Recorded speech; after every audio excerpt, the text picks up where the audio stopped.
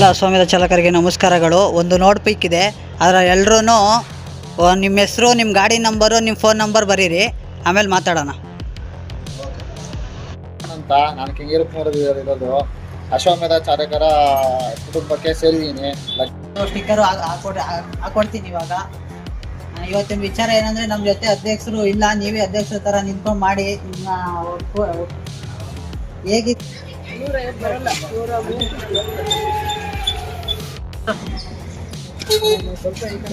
ನಿಮ್ಮ ಸಂಘಟನೆ ಯಾವ ಥರ ಬೆಳೆಸ್ತೀರಾ ಅಂತ ನೋಡ್ತೀನಿ ಅಂತ ಇವತ್ತು ಮೀಟಿಂಗ್ ಮಾಡಿ ಅಂತ ಹೇಳಿದ್ರು. ಮೀಟಿಂಗ್ ಮಾಡಿದ್ದೀನಿ.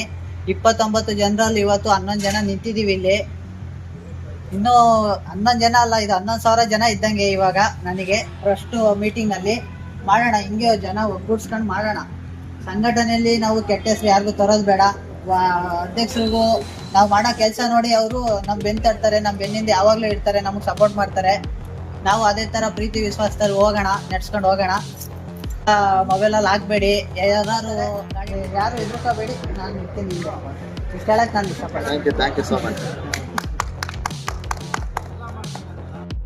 ಅಶ್ವಮೇಧ ಚಾಲಕ ಸೇನೆಯ ಕುಟುಂಬಕ್ಕೆ ಎಲ್ರಿಗೂ ಧನ್ಯವಾದಗಳು. ಯಾಕೆ ಅಂತ ಹೇಳಿದ್ರೆ, ಸೂರ್ಯ ಬಜರಂಗಿ ಅವರು ಸಂಸ್ಥಾಪಕರು, ರಾಜ್ಯಾಧ್ಯಕ್ಷರು, ಹಾಗೂ ರಾಜೇಂದ್ರ ಉಪಾಧ್ಯಕ್ಷರು, ಹಾಗೂ ಶಾಂತೇಗೌಡರು ನಗರಾಧ್ಯಕ್ಷರು, ದೇವರಾಜು ನಗರ ಉಪಾಧ್ಯಕ್ಷರು, ಮುರಳಿ ಅವರು ಖಜಾಂಚಿ, ನೀಲಶೇಖರ್ ಅವರು ಕಾರ್ಯದರ್ಶಿ, ನಾಗರಾಜು ಅವರು ರಾಜ್ಯ ಸಂಚಾಲಕರು, ಚಂದ್ರು ಅವರು ಪ್ರಧಾನ ಸಂಚಾಲಕರು, ಬಸವರಾಜು ಅವರು ರಾಜ್ಯ ಸಂಘಟನಾ ಕಾರ್ಯದರ್ಶಿ, ಚನ್ನೇಗೌಡರು ಜಂಟಿ ಕಾರ್ಯದರ್ಶಿ, ಪ್ರಸನ್ನ ಕುಮಾರ್ ರಾಜ್ಯ ಜಂಟಿ ಕಾರ್ಯದರ್ಶಿ, ನರೇಂದ್ರ ರಾಜ್ಯ ಕಾರ್ಯದರ್ಶಿ, ಬಸವರಾಜು ಸಂಘಟನಾ ಕಾರ್ಯದರ್ಶಿ, ಎಲ್ಲ ಈ ಅಶ್ವಮೇಧ ಚಾಲಕ ಸೇನೆಯ ಪೈಲಾ ಟೀಮ್ ಅಂತ ಏನಿದ್ದಾರೆ ಎಲ್ಲ ಅಧ್ಯಕ್ಷರುಗಳು, ಉಪಾಧ್ಯಕ್ಷರುಗಳು ಹಾಗೂ ಸಂಸ್ಥಾಪಕರು, ರಾಜ್ಯಾಧ್ಯಕ್ಷರು ಆದಂಥ ಸೂರ್ಯ ಬಜರಂಗಿ ಅವರಿಗೆ, ಹಾಗೂ ನಮ್ಮ ಲಗ್ಗೆರೆ ವಾರ್ಡ್ನ ಅಧ್ಯಕ್ಷರಾದಂತಹ ನಮ್ಮ ಯೋಗೇಶ್ ಅವರಿಗೆ ತುಂಬ ಹೃದಯದ ಧನ್ಯವಾದಗಳನ್ನ ಹೇಳ್ತಾ ಇದ್ದೀನಿ. ಯಾಕೆ ಅಂತ ಹೇಳಿದ್ರೆ, ನನ್ನನ್ನು ಗುರುತಿಸಿ ಲಗ್ಗೆರೆ ವಾರ್ಡ್ಗೆ ಸಂಬಂಧಪಟ್ಟಂಗೆ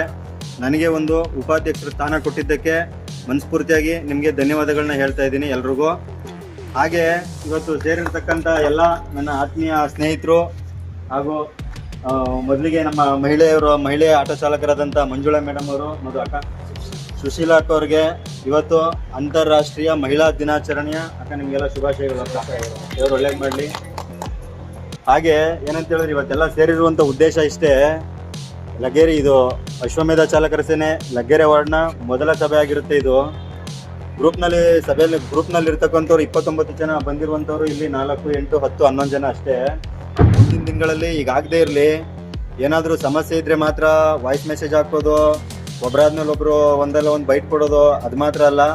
ಅಪರೂಪಕ್ಕೆ ಒಂದ್ಸಾರಿ ಏನಾದರೂ ಸಂಘಟನೆ ಕಡೆಯಿಂದ ಒಂದು ಮೀಟಿಂಗು, ಒಂದು ಸಭೆ ಅಂತ ಕರೆದಾಗ ದಯವಿಟ್ಟು ಪ್ರತಿಯೊಬ್ಬರು ಬರೋ ಕೆಲಸ ಮಾಡಿ. ಯಾಕೆ ಅಂತ ಹೇಳಿದ್ರೆ, ಇಲ್ಲಿ ಯಾರೂ ಅವ್ರವ್ರ ಮನೆ ಕೆಲಸಕ್ಕೋಸ್ಕರ ಯಾರನ್ನೂ ಕರೆಯಲ್ಲ. ಒಂದಲ್ಲ ಒಂದು ಉದ್ದೇಶ, ಒಂದಲ್ಲ ಒಂದು ಪರಿಹಾರ, ಒಂದಲ್ಲ ಒಂದು ಸಮಸ್ಯೆನ ಕೇಳಲಿಕ್ಕೋಸ್ಕರನೇ ಒಂದು ಸಭೆ ಅಂತ ಮಾಡೋದು.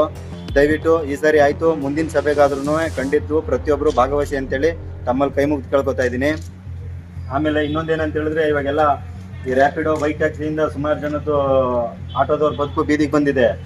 ಇದು ಎಷ್ಟು ದಿನ ಇರುತ್ತೆ ಅಂತ ಗೊತ್ತಿಲ್ಲ. ಇದು ವರ್ಷಾನ್ಗಟ್ಲೆ ಎಳ್ಕೊಂಡು ಹೋಗ್ಬೋದು. ರ್ಯಾಪಿಡೋ ಬಂದ್ ಮಾಡ್ತೀವಿ ಅನ್ನೋದೆಲ್ಲ ಸುಳ್ಳು ಹಾಕ ನಿಮಗೆ ಗೊತ್ತಿರ್ಬೋದು. ಸರ್ಕಾರಗಳಲ್ಲಿ ಯಾವುದೇ ಸರ್ಕಾರ ಬಂದ್ರೂ ಯಾರೂ ರ್ಯಾಪಿಡೋ ಬೈಕ್ಗಳನ್ನ ನಿಲ್ಲಿಸ್ತೀವಿ ಅನ್ನೋದೆಲ್ಲ ಸುಳ್ಳು. ಇಲ್ಲಿ ರ್ಯಾಪಿಡೋ ಅನ್ಇನ್ಸ್ಟಾಲ್ ಮಾಡಿದ್ರೆ ಮಾತ್ರ ಬೇರೆ ಆ್ಯಪ್ಗಳಲ್ಲಿ ಡ್ಯೂಟಿ ಬೀಳ್ತೇವೆ ಅನ್ನೋದು ಸಹ ಭಾಳ ಸುಳ್ಳು. ಇವಾಗ ಆಲ್ರೆಡಿ ಈಗ ಅಭಿಯಾನ ಶುರು ಮಾಡಿ, ರ್ಯಾಪಿಡೋ ಅನ್ಇನ್ಸ್ಟಾಲ್ ಅಭಿಯಾನ ಶುರು ಮಾಡಿ ಹೆಚ್ಚು ಕಡಿಮೆ ಆಗಲಿ 1 ತಿಂಗಳ ಮೇಲೆ ಆಯ್ತಾ. 1 ತಿಂಗಳ ಮೇಲೆ ಆಯ್ತು. ಇವಾಗ ಎಷ್ಟು ಜನ ರ್ಯಾಪಿಡೋ ಅನ್ಇನ್ಸ್ಟಾಲ್ ಮಾಡಿರ್ಬೋದು ಬೆಂಗಳೂರಲ್ಲಿ ಟೋಟಲ್ ಏನಂತ ಹೇಳಿದ್ರೆ, ಆಟೋ, ಟ್ಯಾಕ್ಸಿ ಮತ್ತೆ ಏನು ನಮ್ಮ ವಾಣಿಜ್ಯ ಇಲಾಖೆ ಬಳಕೆ ಆಟೋ ಚಾಲಕರು ಮತ್ತೆ ಟ್ಯಾಕ್ಸಿ ಚಾಲಕರು, ಗೂಡ್ಸ್ ವೆಹಿಕಲ್ ಚಾಲಕರು ಹೆಚ್ಚು ಕಡಿಮೆ 5 ರಿಂದ 6 ಲಕ್ಷ ಬರೀ ಬೆಂಗಳೂರಲ್ಲಿ ಇದೀವಿ. ಎಲ್ಲ ಸೇರಿದ್ರೆ 5 ಲಕ್ಷ 6 ಲಕ್ಷ ಜನ ಬರೀ ಬೆಂಗಳೂರಲ್ಲಿ ಇದೀವಿ. ಬಟ್ ಆದ್ರೆ ಅನ್ಇನ್ಸ್ಟಾಲ್ ಮಾಡಿ ಅವ್ರನ್ನ ತೊಲಗಿಸ್ತೀವಿ ಅನ್ನೋದೆಲ್ಲ ಸುಳ್ಳು. ಇವತ್ತೆಲ್ಲ ಆಲ್ಮೋಸ್ಟ್ ಇವಾಗೆಲ್ಲ ಸೋಷಿಯಲ್ ಮೀಡಿಯಾದೆಲ್ಲ ನೀವೆಲ್ಲ ನೋಡ್ತಾ ಇರ್ತೀರಾ. ಏನಂತ ಹೇಳಿದ್ರೆ, ಟ್ರೈನ್ಗಳಲ್ಲಿ, ಗೂಡ್ಸ್ ಬಸ್ಗಳಲ್ಲಿ, ಟ್ರಕ್ಗಳಲ್ಲಿ ಬೈಕ್ಗಳು ಸಪ್ಲೈ ಆಗ್ತಾನೆ ಇದ್ದಾವೆ. ಹೊರಗಡೆ ರಾಜ್ಯಗಳಿಂದ ಬೈಕ್ಗಳು ಬರ್ತಾನೆ ಇದೆ, ಹೊಸ ಬೈಕ್ಗಳು. ಇದು ಯಾವುದನ್ನು ಇಲ್ಲಿ ಇರತಕ್ಕಂಥವನು ಬುಕ್ ಮಾಡಿ ಗಾಡಿನ ತರಿಸ್ಕೊಂಡು ರ್ಯಾಪಿಡೋ ಮಾಡ್ತಾ ಇಲ್ಲ. ರ್ಯಾಪಿಡೋ ಕಂಪ್ನಿಯವನು ತರಿಸ್ತಾ ಇರುವಂಥ ಬೈಕು, ಓಲಾ, ಊಬರು, ರ್ಯಾಪಿಡೋ ಇವರೆಲ್ಲ ಸೇರಿ ಬೈಕ್ಗಳನ್ನ ತರಿಸ್ತಾ ಇದ್ದಾರೆ ಬೆಂಗಳೂರಿಗೆ. ಈಗ ಆಟೋಗಳನ್ನ 300 ರೂಪಾಯಿ 200 ರೂಪಾಯಿಗೆ ಕಲೆಕ್ಷನ್ ಕೊಡುವಂತ ಕಾಲ ಇದೆ, ಇವಾಗಲೂ ಇದೆ. ಮುಂದೆ ಇದೇ ಬೈಕ್ಗಳು ಕಲೆಕ್ಷನ್ ಕೊಟ್ಟೇ ಕೊಡ್ತಾರೆ ಬೆಂಗಳೂರಲ್ಲಿ ಪ್ರತಿಯೊಬ್ಬರಿಗೂ. ಆಗತ್ತಾ ಆಗಲ್ವಾ ಅಲ್ಲ ಈಗಿದೆ ಈಗ ನಾಳೆ ದಿನದಲ್ಲಿ ಅದು ಆಗುತ್ತೆ. ಇವಾಗ ಏನ್ ಇವಾಗ ಆಟೋ ಕನ್ಸಲ್ಟೆನ್ಸಿ ಅಂತೆಲ್ಲ ಈಗ ಆಫೀಸ್ಗಳು ಮಾಡ್ಕೊಂಡಿದ್ದಾರೆ, ನಾಳೆ ದಿನ ಬೈಕ್ ಕನ್ಸಲ್ಟೆನ್ಸಿ ಮಾಡ್ತಾರೆ. ಹಾಗಾಗಿ ಡ್ರೈವರ್ಗಳ ಜೀವನ, ಆಟೋ ಚಾಲಕರ ಜೀವನ ತುಂಬಾ ಬೀದಿಗೆ ಬರುವಂತ ಸಮಯ ತುಂಬಾ ದೂರ ಏನಿಲ್ಲ. ಹಾಗಾಗಿ ಏನಂತ ಹೇಳಿದ್ರೆ ದಯವಿಟ್ಟು ಎಲ್ಲ ಸಮವಸ್ತ್ರ ಧರಿಸಿ, ಯೂನಿಫಾರ್ಮ್ ಹಾಕಿ, ಯಾರ ಹತ್ರನೂ ಎಕ್ಸ್ಟ್ರಾ ದುಡ್ಡು ಕೇಳಬೇಡಿ, ಆಮೇಲೆ ಗಾಡಿ ಓಡಿಸಿ. ಬಡವರು ಏನಂತ ಹೇಳಿದ್ರೆ 100 ರೂಪಾಯಿ ದುಡ್ಡು ಎಕ್ಸ್ಟ್ರಾ ಕೇಳಿದ್ರೆ ಶಾಪ ಹಾಕೊಂಡೇ ಹೋಗೋದು, ಶಾಪ ಒಳ್ಳೇದಾಗಲ್ಲ. ದಯವಿಟ್ಟು ಎಲ್ಲರಿಗೂ ಕೇಳ್ಕೊಳ್ಳೋದಷ್ಟೇ, ಅನಿಷ್ಟ ಡ್ಯೂಟಿ ಮಾಡಿ, ಕಸ್ಟಮರ್ಗಳ ಹತ್ರ ಒಳ್ಳೆ ರೀತಿಯಿಂದ ನೋಡ್ಕೊಳ್ಳಿ, ಯಾವುದೇ ಗಲಾಟೆ ಗದ್ದಲ ಬೇಡ ಅಂತೇಳಿ ಈ ಮೂಲಕ ಕೇಳ್ಕೊತಾ ಇದ್ದೀನಿ. ನಿಮ್ಗೇನಾದರೂ ಸಮಸ್ಯೆ ಇದ್ರೆ ಅಕ್ಕ ದಯವಿಟ್ಟು ಅಣ್ಣ ಎಲ್ರೂ ಏನಾದರೂ ನಿಮ್ಮ ಅಭಿಪ್ರಾಯ ಏನಾದರೂ ಇದ್ರೆ ಖಂಡಿತವಾಗ್ಲೂ ತಿಳಿಸ್ಬೋದು. ಆಮೇಲೆ ನಮ್ಮ ಅಶ್ವಮೇಧ ಚಾಲಕರ ಸೇನೆ ಕುಟುಂಬ ಏನಿದೆ ಸದಾಕಾಲ ನಿಮ್ಗಳು ಒಟ್ಟಿಗಿರುತ್ತೆ. ದಯವಿಟ್ಟು ನೀವು ಸಹ ಅದೇ ರೀತಿ ಸಂಘಟನೆನ ನಡೆಸ್ಕೊಳ್ಳಿ, ಬೆಳೆಸಿ, ನೀವು ಬೆಳೀರಿ ಅಷ್ಟೇ ನಾನು ಕೇಳ್ಕೊಳ್ಳೋದು ಇಷ್ಟಪಡ್ತೀನಿ. ಅಶ್ವಮೇಧ ಚಾಲಕರ ಸೇನೆಗೆ, ಅಶ್ವಮೇಧ ಚಾಲಕರ ಸೇನೆಗೆ, ಅಶ್ವಮೇಧ ಚಾಲಕರ ಕುಟುಂಬಕ್ಕೆ, ಅಶ್ವಮೇಧ ಚಾಲಕ ಸೇನೆ ಎಲ್ಲ ಸಮಸ್ತ ಆಟೋ ಚಾಲಕರಿಗೆ